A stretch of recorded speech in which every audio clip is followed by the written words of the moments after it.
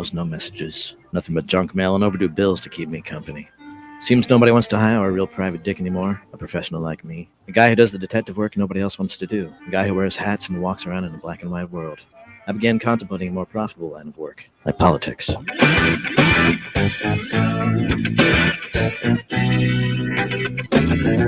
are the show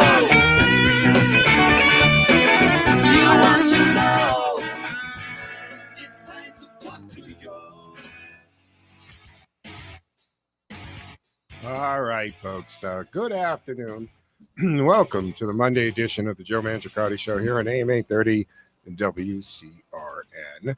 I'm Joe Mangiacotti, and you can join the conversation for the next hour at 508-871-7000. That's 508-871-7000. Hey, don't forget our text line, also running at 617-297-8388, 617-297-8388. When you text that, it appears a screen right here in the studio in real time, and we try to work it into the conversation.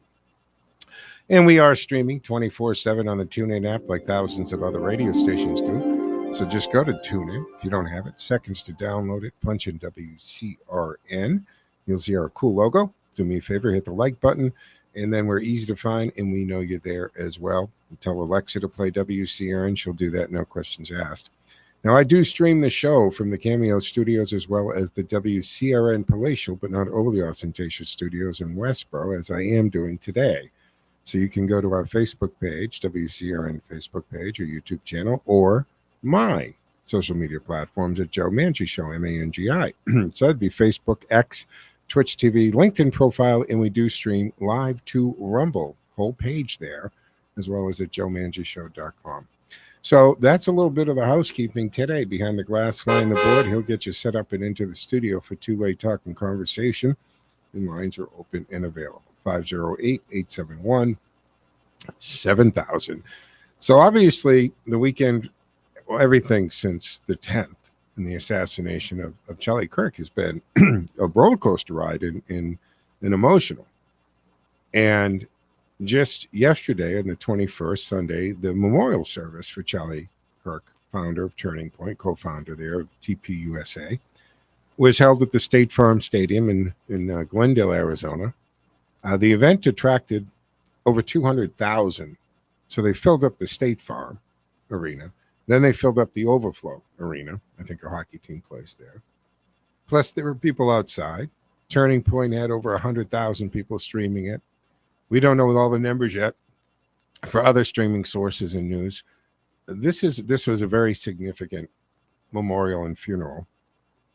Think about it, for not a politician, not an elected official, but someone I think that very much could have been, if he had chose to be, the president of the United States at some point down the line. He wasn't even old enough to run. He was 31. As a matter of fact, his birthday, I think, is October 14th. And the legislature, Congress, has made a Charlie Kirk Day. They passed that resolution. So his wife, Erica Kirk, she has assumed the leadership of Turning Point following the assassination. Universal, unanimous election there. She was actually someone who applied to work for Turning Point. And during the course of the interview, Charlie decided, I don't want to hire you, and I can't hire you because I want to date you. And that was the beginning of their relationship. In their family, marriage, a couple of kids, little girl, little boy. President Trump, Vice President Vance, they were there.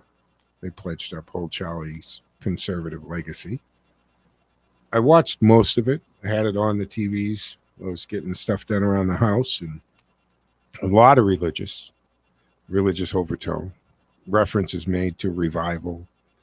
And I was hoping that they didn't lose Turning Point USA's mission in there somewhere.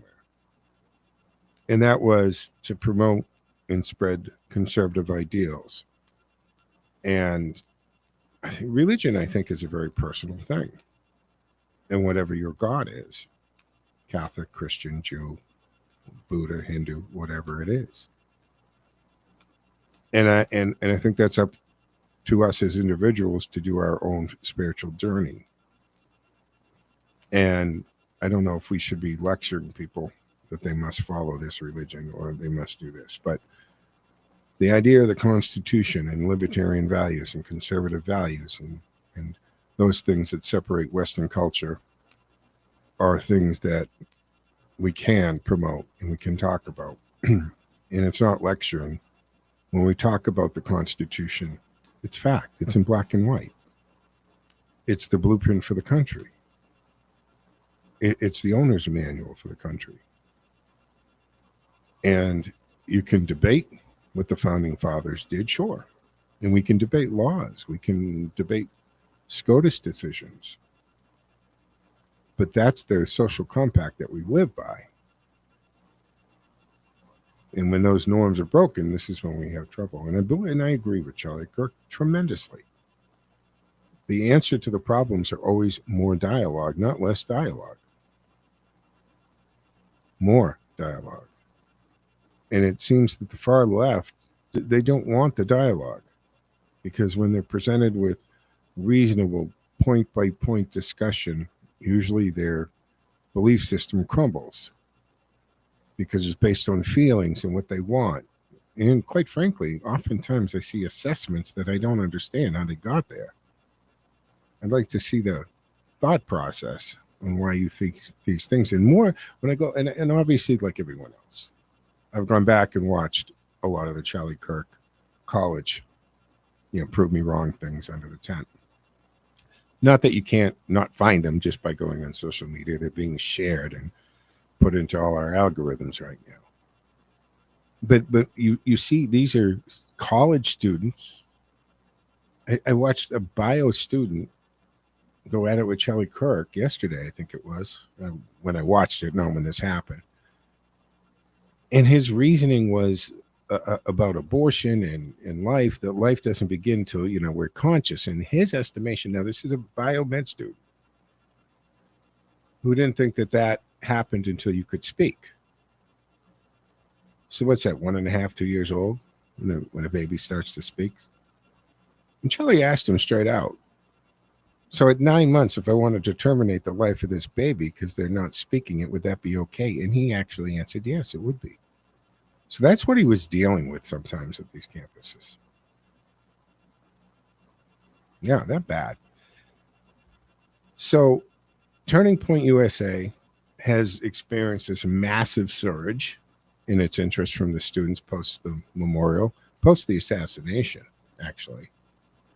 Now, Charlie's view or wish was to have a chapter at every college, but at every high school. I think there's 23,000 high schools in the country. And he would like to have had 23,000 chapters. Since his death, he's closer to that goal than he was prior to his death, or I should say his murder. So the organization plans to continue its American Comeback Tour. That's going to go on. Erica Kirk's leadership will see to that. And there's something called AmeriFest. I don't know if you heard about it, know about it, something that Turning Point started. It's in December. It's in, I think, Arizona this year. I'm expecting it to probably surge, probably be the biggest AmeriFest that they have, and tons of speakers. Jesse Wazers, Greg Gutfeld, Marco Rubio, just down the list. Banyan, they'll all be there. Now, Erica Kirk's appointment as the CEO is, well, probably the right thing. Should have happened. Because Charlie would say it multiple times, you think I'm conservative, wait till you meet my wife. So despite the fact that she has 2 small children, I think she'll get the support and help she needs and will carry forth the mission of Turning Point USA. And yesterday's event highlighted the intersection of faith and politics within the conservative movement. And I would caution them to not overshadow the conservative movement with lecturing us about our gods. Now, Kirk founded this, believe it or not, at 18. And he did get accepted to college, even had a scholarship. But he attended, I think it was a semester. Don't hold me to that one. And didn't think it was for him. He didn't feel he was getting this, and he dropped out, and he started Turning Point USA to promote conservative values on high school and college campuses. And the organization quickly became dominant force on campus conservatism, with significant presence in over 1,000 chapters nationwide. And Erica, prior to the assassination of Charlie, was involved in various philanthropic and media endeavors. She founded a nonprofit, Everyday Heroes Like You, and hosted a podcast, Midweek Rise Up. And her appointment as CEO aligns with Charlie's vision for Turning Point in its continuity. It'll keep it going with that mission that they had. And the memorial service underscored the blending of the conservative politics with the Christian faith. Speakers highlighted Charlie Kirk's commitment to both framing his death as martyrdom for American freedom. And what's that saying? Murder at your death, that's the end of your life, but a martyr's purpose in life begins at death. And under Erica's leadership, Turning Point USA aims to expand its influence. And it will continue their initiatives like American Comeback Tour, AmeriFest. These are all focusing on youth engagement. The organization is also exploring new avenues for activism and outreach. So donations are up. Donations are up. Interests are up. They'll probably be, I think they're broaching the $100 million in value, with something like $82 million a year in revenue with donations. I'm expecting that will jump significantly.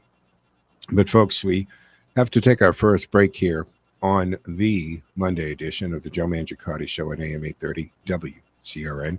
You can join the conversation at 508-871-7000, which we will go to the phones. Got some of the lines filled here, and we'll come back to Phil and Mark on the other side of the break. 508-871-7000, and our text line is 617-297-8388. Reminding you folks that we do stream the show from the WCRN studios on Facebook, X, Twitch TV, LinkedIn profile, or you can go to Rumble for the Joe Mangiacotti Show there. 508-871-7000. We'll be back in 2 minutes, 2 seconds, folks.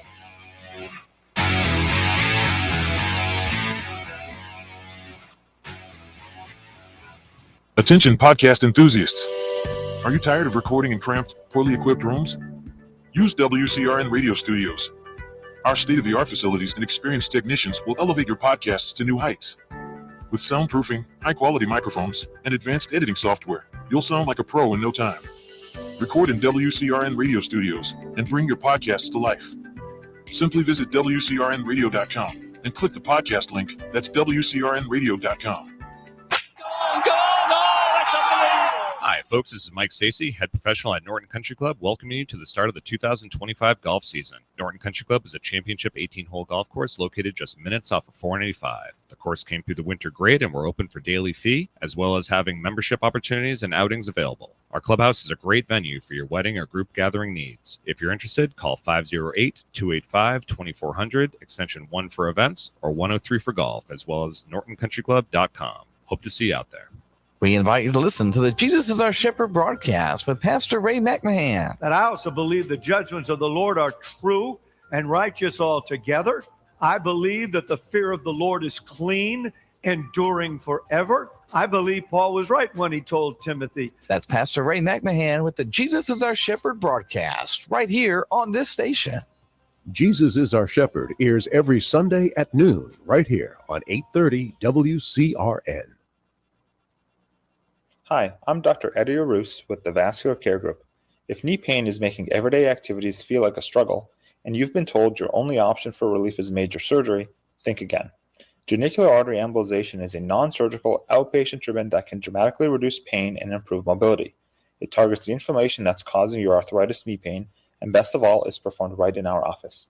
To learn more about living the pain-free life, visit thevascularcaregroup.com, with offices in Worcester and Sturbridge, Massachusetts. All right, folks, welcome back here to the second segment on the Monday edition of the Joe Mangiacotti Show on AM 830 WCRN. I am Joe Mangiacotti, and you can join the conversation at 508-871-7000 for the time we have left together. Let's go to the phones. First, Phil has been waiting patiently. Phil George, Wellness Radio on the weekend mornings here on AM 830 WCRN. Hey, Phil, what say you? Yeah, I was listening to the whole thing. In fact, I heard something interesting. This debate between a conservative and a liberal. And first of all, you the person that was the biology major. I don't know where he went to school. Wow, right? I'm guessing he went to a lefty school when they tell him that the baby's not really a person. Well, Charlie ended it with pointing that out and saying, "There's your college education right there, folks." It was disgusting. I heard this debate, the whole thing is my body, my choice. Well, actually, that's incorrect because a baby is entirely different DNA than the mother. So it's not like she has a tumor. You know what I mean? It's her DNA. It's basically a whole different set of DNA. So that doesn't fly.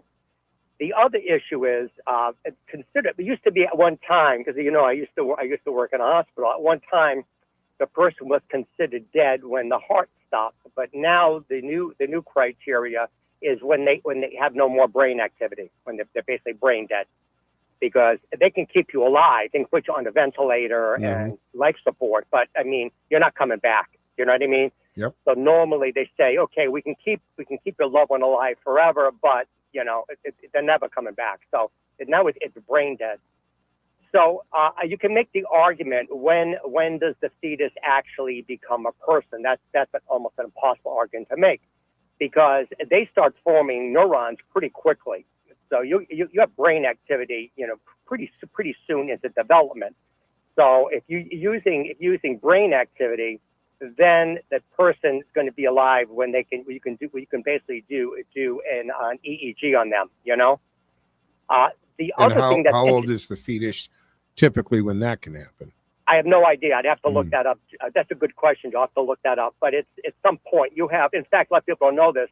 A baby actually has many more neurons than we do. In fact, they have to prune the neurons to make way for the ones they don't need. So the brain is the first thing that develops one of the first things that develops in the fetus, because you need the brain, to have the baby, different organs to function. But the other consideration is, we're one of the weakest mammals, primates, that exist after birth. A giraffe can get out and they can walk around. Elephants can walk around. Monkeys can climb. Sure. A human, basically they're lying there like a lump of coal. If we didn't take care of our offspring, they would die naturally in hours. Very quickly. Yeah.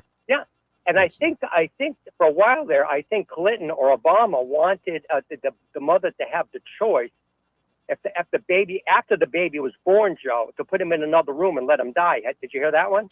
Yeah, the former governor of, I think it was Virginia, right, who was a doctor, said that we should take the baby, wrap it, make it comfortable, and then set it aside, and then have the conversation with the mother or the parents at that point whether or not to keep the baby, and if they didn't, to murder the infant.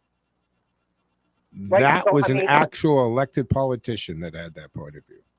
So this is the craziness we're dealing with. I mean, a child, basically, God knows how old they have to be before they're even close to being able to function on their own. The other sad part about what you were just talking about. I know 24-year-olds that can't function without their parents, Phil. So anyway, the whole point is, but there's so many people want to adopt kids. I mean, it's not like they're gonna have to put them out in the street.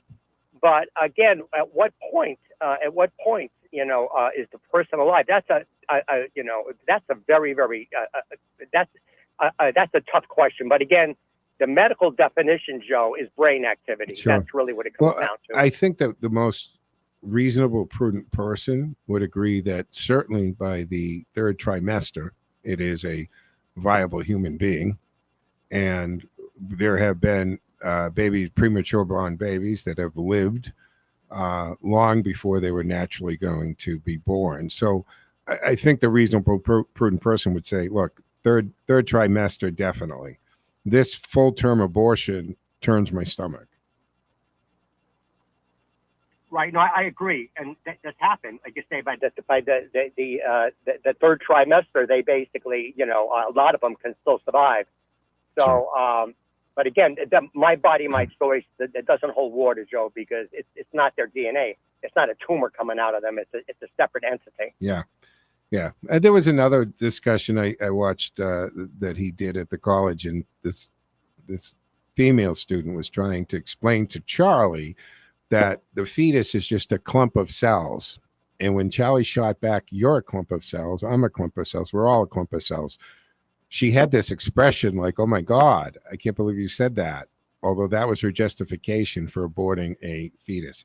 Phil, thank you so much for the call. I appreciate it. And of course, listen to Phil Saturday and Sunday mornings at 7 o'clock. And Phil, you're filling in for Mike for the next couple of weeks, Right? the first That's a lot hour. of fun. Yeah. Me and Ted. You and Ted, yeah. I heard a little bit of it this past Saturday. I look forward to it. And following you this Saturday will be Tom Donaldson, who's a former radio guy, but also he's a senior fellow with me at the Frontiers of Freedom Institute.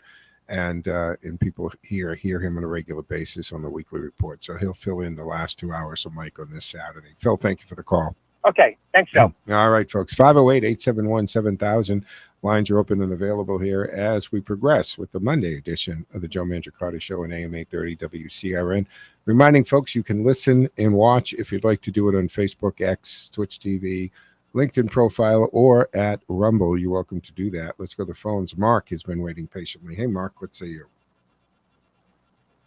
The other day, you notice how Trump, when he's thinking about doing something, Yeah.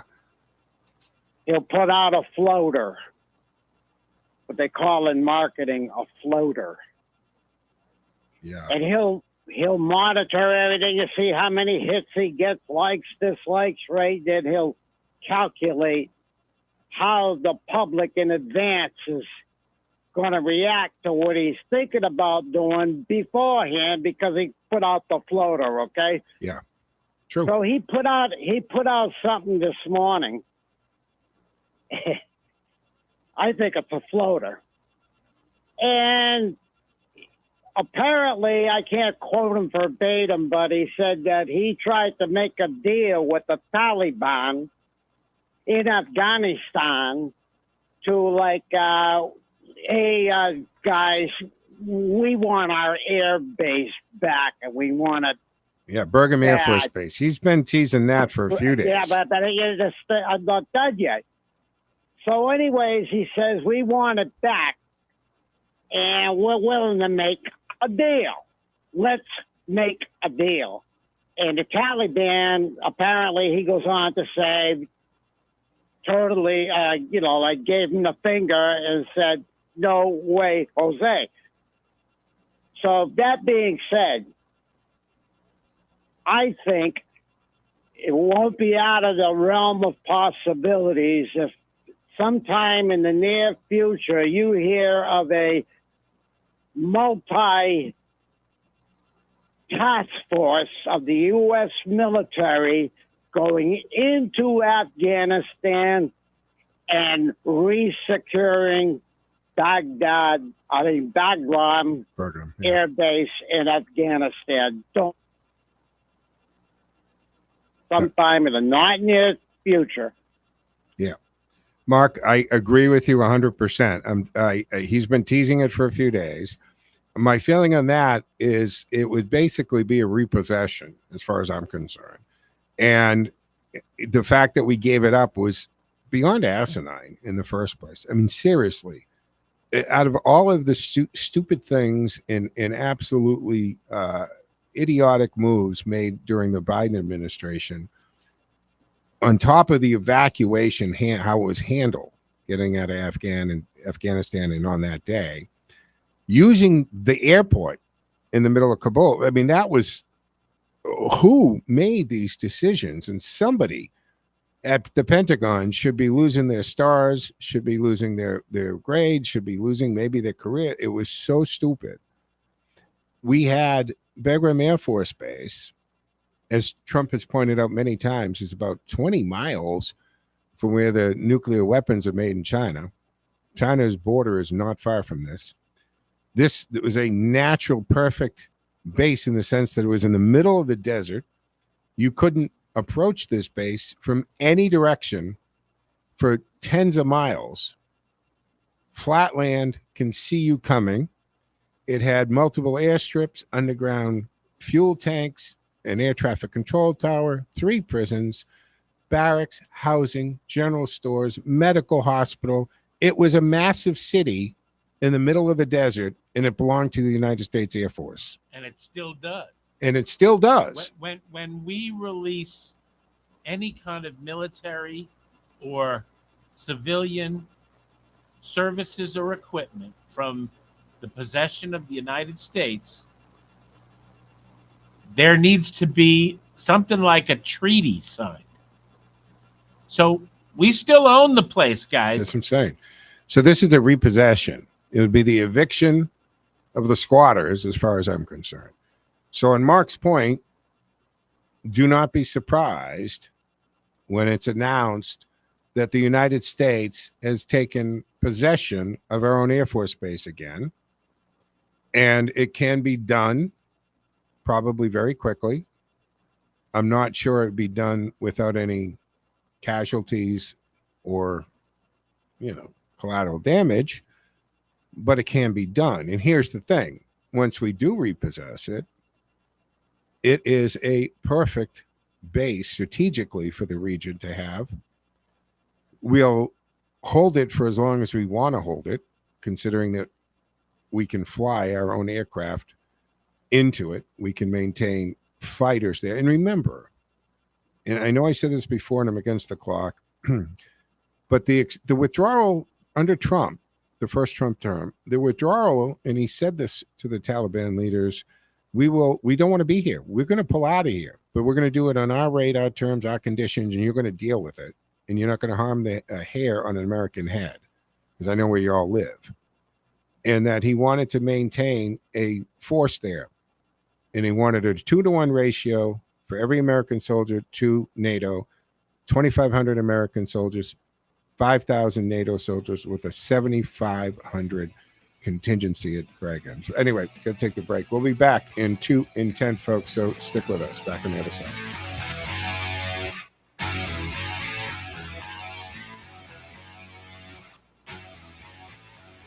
Time now for the forecast from the Boston Independence Group Weather Center. Call Jerry Doherty today at 877-772-1776.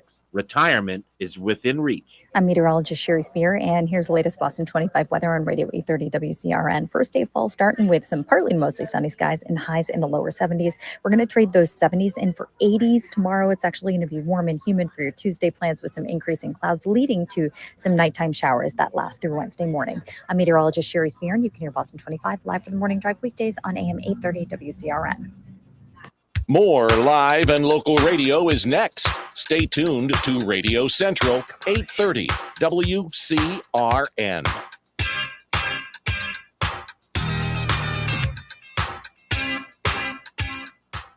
Are you looking for a holistic approach to your health? One that supports your body's natural ability to regulate, adapt, regenerate, and heal? Look no further. The Bioregulatory Medicine Institute, BRMI, a nonprofit global organization dedicated to advancing the science and art of bioregulatory medicine, welcomes you to their free and rich library of resources. You'll find articles, podcasts, videos, and more at brmi.online. BRMI believes health freedom is a basic human right, honoring medical ethics and the innate intelligence of the human body. When your body is properly supported, it will thrive. If you're looking for the root cause of illness, physical, emotional, or spiritual, visit brmi.online. brmi.online. Headline news, weather, and local information. 830 WCRN.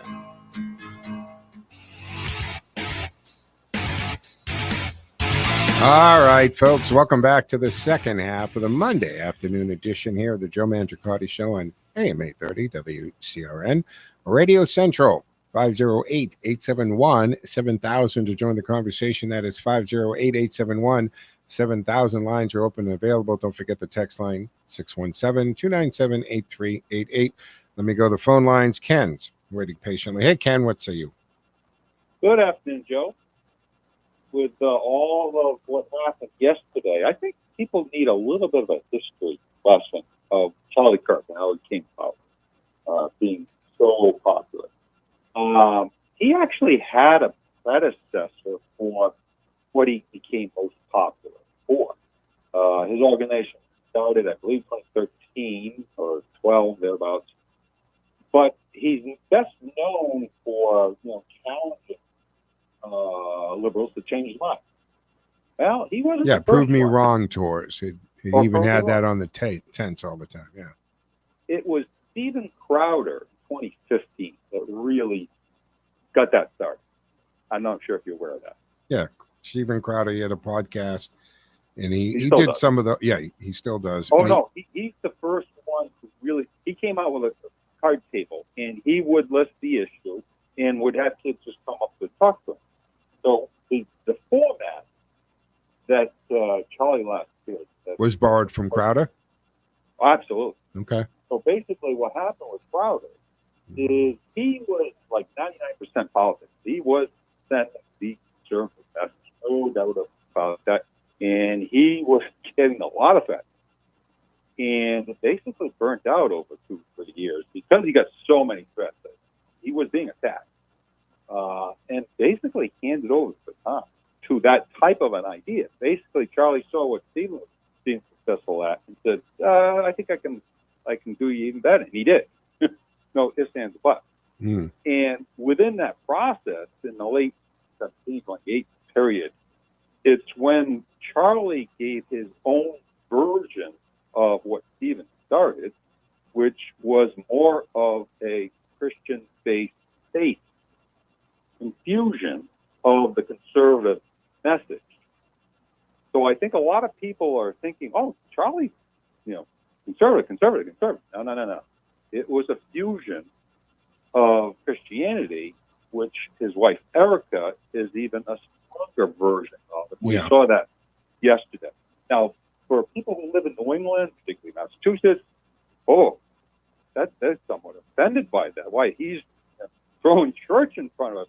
No, it's the foundation to which he has those Christian beliefs.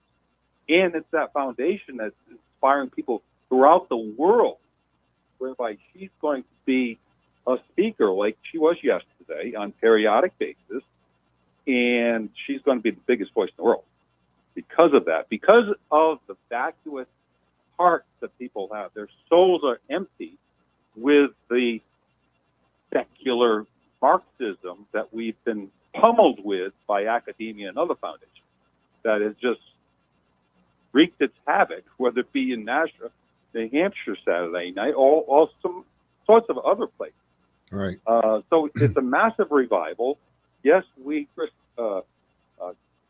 conservatives are along with that. But the amazing thing is, I tried to do a little research, while I was listening to the front half, and what does Wikipedia describe Charlie Kirk as? A Christian nationalist. That tells you everything. That is as bogus can be, but that's the only weapon they have is to lie about it. He would never wear that mantle. And the few people that may be described as that are 1,000th of the crowd that he built up. Yeah. So they have to lie about it. Yeah. And that's central to conservatism. We seek the truth to make society better for tomorrow. Yeah, look at what happened. The Sunday after the assassination, right? The lines at churches across the country. They were filled to capacity. We saw the inquiries to Turning Point skyrocket, donations, and Erica Kirk. This woman can ask for the moon right now. I can't imagine a donor, a corporation, a millionaire, a billionaire rejecting her request for funds at this point. So I think the revenue will skyrocket for Turning Point USA. Their chapters on colleges and in high schools are going to go. And she's been catapulted into this world level, has she not? World level. Right, that's what I'm describing. Yeah, But I agree. I think some people are thinking that she's going to replicate his shtick, if you want to call it that. No, she'll continue it, but I think she'll take on her own identity. Well, this is what I perceive. Charlie had a massive amount of energy and a capacity to give great advice to politicians. She's a different person. She's can speak to much bigger crowds, which is what she did yesterday. Mm-hmm. Extremely successfully. She's not going to spend the 80 hours a day that Charlie was putting in, because she's going to spend 40 plus of it raising her two kids. Yeah, And they got to come and help. I mean, the Right. infrastructure, right? I mean, So this she can't do Charlie's schedule. Right. This is what I perceive. She's going to speak sparingly, and it's going to be powerful. And she will have lieutenants or disciples, if you want to call it, in a religious framework, who will come to her and say, "This is what we want to do to promote your husband's message." And she'll say yes to this one, yes, no, I don't like that one. So she'll make the guiding decisions and an executive framework as to where it goes, but the amount of time she puts in it's not going to be nearly as much as Charlie was able to. But it will be far wider in its. So remember now, because Turning Point USA, he co-founded it. So he did it with a buddy who's a couple of years older than him. In this, I think he's the guy who's the executive producer of the Charlie Kirk show, Kovat or something. So the question is, who takes over that daily show? Do they rotate it out like they did for a while after Rush passed away? Like what are they going to do there? Who's going to end up landing in that seat? Will it be his co-founder? The executive producer moves to the front of the microphone. We'll see what happens there. Do they rotate conservative guests through? I mean, whoever does that show isn't going to be able to do it the same way Charlie, because they're different people. Ted, you wanted to Yeah, say something? Tucker Carlson filled in for Charlie. I think it was 2 days ago. Okay, that makes sense. And he had a 2-hour show. Yeah, so I could see whether Tucker ends up with it or they rotate it through different people till they settle on somebody. I mean, they did that with Rush, and then they ended two people, right? Guy and Buck, or Buck, I forget who does the former Rush Limbaugh show. There's two guys to fill his seat. So let's see what happens with that. I mean, the show, the podcast and the radio show had a daily cume of about 1 million people. I mean, when you think Jimmy Kimmel barely scratched that on network television. Hey, no swearing on the air. And yeah, so let's see what happens with the Charlie Kirk show. I'm interested to see where that goes, how that happens. Who's gonna, they're gonna settle on one host. Maybe Tucker Carlson gets back that way, but he has a pretty successful show on his own right now. You know what I'm saying? I mean, these people who have these shows, and don't forget, Outkick is out there, right, with the Riley Gaines and stuff. I mean, Dan Bongino, right? He cultivated a YouTube podcast into a $5 million a year business for himself. So we'll see. Well, he had help from his wife. We'll see. They all do. DeSantis has. I think Donald Trump gets tremendous amount of guidance and help from Melania. So yeah, I agree. So frankly, I never listened to Charlie's podcast. I just picked up his confrontations on campus. Yeah, because I think he started with lectures, and then he morphed into the come on and ask me questions format as being the highlight. Yeah, and that was off of Steve Crowder's work. Yeah. Well, again, it's not hard to find them, folks. If you want to watch some of them, at least the algorithm for my Facebook page and X and stuff is loaded with them. And even though I thought I saw a lot, I'm seeing ones I've never seen before. And like I said, some are sticking to me, like the bio student who literally said, yeah, 9 months, perfectly fine. The kid doesn't talk yet, so they're not really a human. And that's a college level bio student at a university. Joe, that story tells you everything. Yeah. They focus so much on earning credentials that they lose their soul. And nobody's paying attention to what these professors have stopped teaching to replace it with the agenda, teaching. And they're and even at the the elementary and middle and high school, when I talk to great nieces and nephews, and they don't cover some of the basic things. And Charlie Kirk would bring that out, especially in economics, when he'd have an economics student in front of him, and it'd list off whether these well-known economists, and they never even heard of them, or they haven't been required to read them yet. So the question is, what the hell are they teaching you in econ at college? But I'm against the clock. We got some stuff in final thought, Ken. It's simple. It was a pseudo-religion that been shoving down our throat, Marxism. Sure. And its failure is leading to its crumbling, and it has to be replaced by what Charlie's enterprise offers. Yeah. Thank you for the call, Ken. I appreciate it. And what this means is this massive awakening among, for Christianity, but the conservative movement with the high school, college, young adults, male and female, is going to shape generations to come, as the education system did in slanting the students all to this progressive far left. This movement is its counteraction. And the people who are in these chapters, Turning Point USA chapters today, these 14-year-olds doing podcasts and doing this on their high school campuses, are the reps and the senators and maybe presidents down the road. Speaking of failed presidencies, Kamala's book is about to drop. So this is going to be interesting, because I got to tell you, David Axelrod, he's voicing a lot of concerns over this Christian mobilization, and especially with what he saw at Charlie Kirk's memorial. So we'll talk about that and a couple other stories I wanted to touch on when we come back on the other side for our fourth and final segment here on the Monday afternoon edition of the Joe Mangiacotti Show on AM 830 WCRN, reminding you can join us on the streaming on our Facebook page. You can do it on my Facebook page too, Joe Mangi Show, Rumble, Twitch TV, X.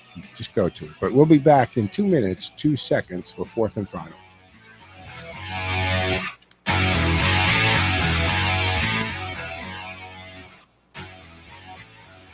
This is Jerry Doherty, host of Making Money Last, right here on WCRN. Like all business owners, I'm interested in why people choose to work with Boston Independence Group. So I asked my clients. The most common response: Jerry does not try to be all things to all people. Boston Independence Group is specialized, focused solely on retirement planning. My customers enjoy the difference. We do one thing, and we do it exceptionally well. Help other people live better in retirement. That's it. If you're ready to retire or making plans to retire, we can do for you what we've done for hundreds of other retirees throughout New England.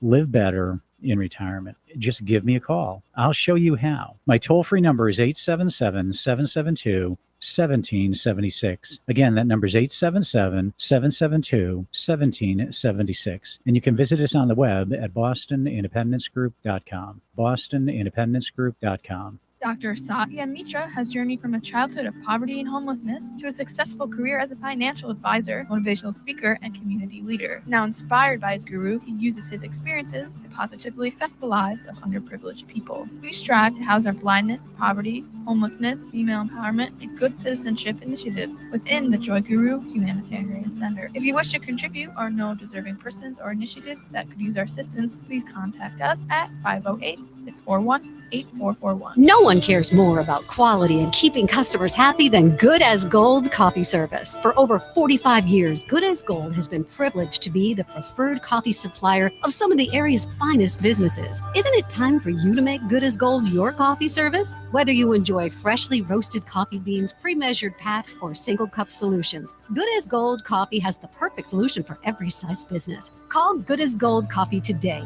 at 1-800-322-0439. goodasgold.com. All right, folks, welcome back here for the fourth and final segment on the Monday edition of the Joe Mangiacotti Show on AM 830 WCRN. Don't forget, we're live streaming. Of course, the station is on the TuneIn app 24/7, like thousands of other radio stations. Do me a favor, if you don't have TuneIn app, put it on your device, go to WCRN, hit the like button. We know you're there. We're easy to find at that point. And for my show, I do stream it, whether I'm from the WCRN studios or the Cameo. Always watch it on Rumble, X, Facebook, Twitch TV, as well as the station's Facebook page and YouTube channel. So Kamala's book, 107 Days, is about to drop. And she's tearing this up, right? I mean, the stuff that's coming out there. First of all, this part about she wanted, her first choice was beat Buttigieg. Woo! And she decided, now, got to get this in perspective, folks. The DEE hire, because I'm sorry, Kamala, Joe put that on you. Joe Biden said, I want a woman of color. So there we know that the first criteria for you being chosen is you were a woman of color. And he did that to you. And that happens to everybody who talks about DEI hires. You've taken the independency of that person on their merit away from them, because no one can ever say I'm here because of my merit and my intelligence and my ability. Not when it's been said that that's why we're hiring you. So she was a DEI appointment. And for her then to not pay that forward with a DEI to get the gay guy, because she thought a woman of color with a gay vice president was too much for us to handle. So she's decided that you are too bigoted and racist and homophobic to accept that ticket. Deplorable. Her lack of ability and performance in the role, and that's the other part I take issue with. 107 days. I'm sorry, you had over 1,000 days as the vice president, which means you should have been running for the president the moment you got sworn in as vice president, because every other vice president in the history of this country has done that. So you didn't have 107 days. You had $1 billion in 4 years to get there. So now even operatives like Axelrod is very concerned because what he saw happen over the weekend. Democrat strategist, right? This is the guy that advised Barack Obama. This is the guy that's supposed to know how to do it. And he went on CNN and he expressed some serious concerns about the potential for Christians to become galvanized. That's the word, folks, in their faith following this event. Now, he acknowledged that Kirk's influence in conservative politics, absolutely. But he cautioned against the blending of religious fervor in political activism. He's fearing it could lead to increased polarization, right? And then the politicalization of faith. So him coming on saying this, now that has sparked discussions on the internet of religion and politics in contemporary America. And let me take this opportunity to remind you, because I think people overuse the term separation of church and state. They use it as a sword, not a shield. And it's a idiom from legal schooling that you would get. The law is supposed to be used as a shield, not a sword. You don't use the law to go after your political opponents. You don't use the law to torment somebody or to get at somebody. You use it as a shield to protect that from happening to you. So separation of church and state, that states that the government The state shall not make a religion you have to follow. It doesn't mean that you can't have religion in your life and be in public politics. I think J.D. Vance said yesterday when he was speaking yesterday at the State Farm Arena there, that he has spoken more about his faith in the last 10 days than he has as an entire political career. So separation of church and state is that the government cannot make a religion that we have to follow. So you can follow whatever religion you want or none at all. Ted, you want to... The language used is endorse. The government is not to endorse one religion over another or make it part of the state. That's the separation. Doesn't mean you can't inject it in your own life or even in your political stand. They encourage that. A matter of fact, many of the founding states in their constitutions required you to be faith-based. So, but that's a whole nother discussion. So David Axelrod voiced these concerns because he's afraid it's galvanizing Christians. And that's a lot of people when you take in all the different Christian sects, right? You know, Roman Catholics and Protestants, Evangelite, all of it. So he's cautioned against that. This is a big concern for him. And then you've got the book. And here's the thing. Either she's that, you know, savant and she's genius, that maybe this controversy, because if you want to make, you need 25,000 book sales, right, to even get onto the New York Times bestseller list. And this kind of, I mean, every news show is talking about her book. There's a mess load of controversy now because of the things that she said in there. Pete Buttigieg was very surprised to find out why he didn't get it, why he wasn't asked to do it. I'd still like to know the real reason, Shapiro. And then Shapiro's like, what is she talking about? When she comes out and says he was more interested in the decorations of the drapes or whatever, and how many bedrooms at the observatory where the vice president lives. His comeback to that is, no, I was actually doing what she should have been doing, and that was working to stop a second Trump presidency.